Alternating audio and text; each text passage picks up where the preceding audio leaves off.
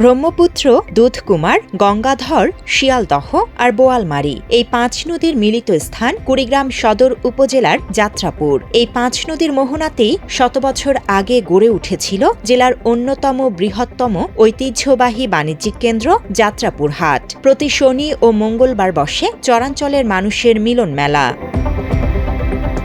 কুড়িগ্রামের ভুরুঙ্গামারী, নাগেশ্বরী, উলিপুর, চিলমারী এবং রৌমারী উপজেলার নদীগর্ভে রয়েছে ২ শতাধিক দ্বীপচর, যেখানে প্রায় ৬০,০০০ পরিবারের অন্তত ৩ লাখ মানুষের বসবাস। মূল ভূখণ্ড থেকে বিচ্ছিন্ন এই মানুষগুলোর অর্থনৈতিক প্রধান চালিকা শক্তি হল এই যাত্রাপুর হাট। চরে প্রাকৃতিকভাবে লালিত পালিত পশু পাখি এবং উৎপাদিত ধান, পাট, সর্ষে ও কালাই বিক্রির একমাত্র ভরসাস্থল এটি।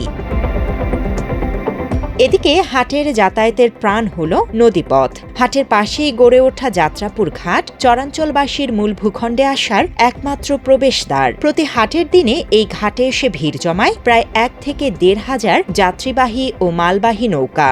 ঘাট আর হাটকে কেন্দ্র করে দিনভর যাত্রী, মাঝি আর দূর দূরান্ত থেকে আসা ব্যাপারীদের চিরচেনা হাঁক ডাকে পুরো এলাকা হয়ে ওঠে উৎসব মুখর ও জমজমাট।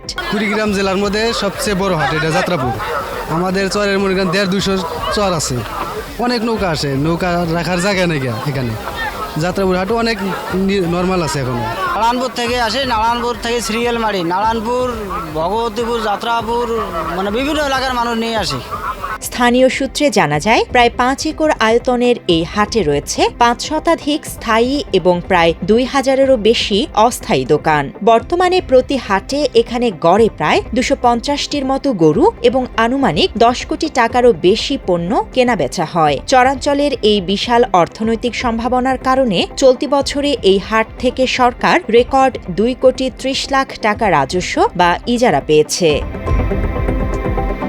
স্থানীয়দের অভিযোগ, চলতি বছরে প্রতি হাটে বিপুল বেচাকেনা আর সরকার মোটা অঙ্কের রাজস্ব আয় করলেও বিগত সময়ে হাটের দৃশ্যমান আধুনিকায়ন কাজ উন্নয়ন একেবারেই হয়নি। তাদের অভিযোগ, শুষ্ক মৌসুমে হাটের পরিধি ঠিকঠাক থাকলেও বর্ষা মৌসুমে বন্যার পানি প্রবেশ করায় হাটের জায়গায় তীব্র সংকট তৈরি হয়। চরম কাদামাটি আর পানি ডিঙিয়ে চলে কেনাবেচা, যা চরের ব্যবসায়ী ও ক্রেতাদের চরম ভোগান্তিতে ফেলে।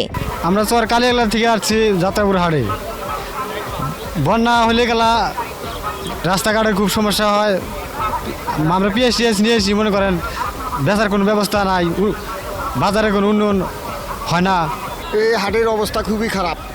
বৃষ্টি নামার আগে 1 মাঞ্জা করে কাদো হয়। আমাদের যাত্রাপুরে হাটে এসেছি, যাত্রাপুরে হাটে আর এইরকম কাদো, তার জন্য হাট করার অসুবিধা হয়। যাতে উন্নত হয় সেইটা আমাদের কাছে আমরা রিকোয়েস্ট করতেছি। যতগুলা লোক আছে আমাদের এই হাটে এসে তারা হাট করে, কিন্তু যদি বন্যা হয় আমাদের খুবই কষ্ট হয়। চর এলাকার মানুষের জন্য যে কোনো জিনিস বিক্রি করার জন্য এখানে আসে, কিন্তু আমাদের হাটটা আরও উন্নত চাই। আসবেন, হাটটার ডাক অনেক, 2 কোটি টাকা ডাক, চালানটা ঠিকই নেয়, কিন্তু হাটে ভ্যারের যন্ত্রণা আসতে পারি না। আমাদের হাটে আসা খুব অসুবিধা হয়। আপনারা একটু হাটটা সহযোগিতা করে একটু পাহা করে দেন, আর যে কোনো ব্যবস্থা করে দেবেন দেন। মাত্র ৩০% টাকায় জমির মালিক হয়ে নতুন বাংলাদেশের গড়ে তোলার স্বপ্ন দেখা বাংলা বসতি। স্থানীয়দের দাবি, বিপুল এই সম্ভাবনাকে কাজে লাগাতে এই অঞ্চলের মানুষের দিকে সরকার ও প্রশাসনের সুদৃষ্টির মাধ্যমে ঐতিহ্যবাহী এই হাটের যেন দ্রুত আধুনিকায়ন ও সার্বিক উন্নয়ন করা হয়।